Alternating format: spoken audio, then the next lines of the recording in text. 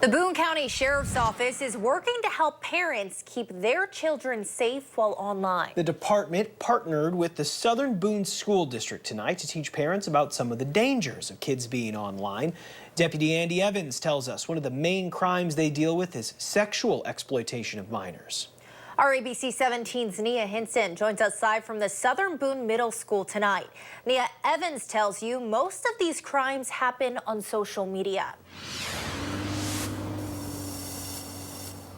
Megan and Lucas, a group of about 40 parents gathered here tonight. Now, there was a brief discussion about school shooting threats after several students were taken into custody last month after allegedly making terroristic threats at the school. But tonight's discussion was mainly focused on the sexual exploitation of children. Now, Deputy Evan tells me his biggest message to parents to help avoid any of these situations is talking to their children.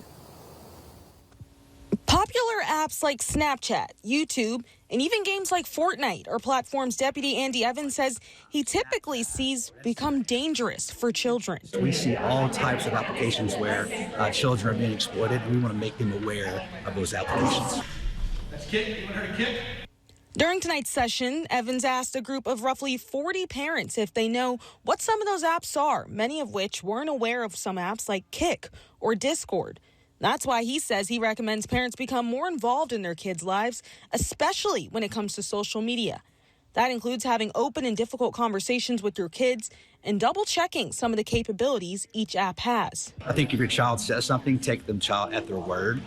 Maybe reach out to some experts in the field if they need assistance with that.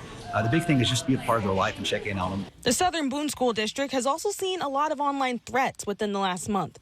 The Ashland Police Department says 4 students were taken into custody last month for allegedly making a terroristic threat.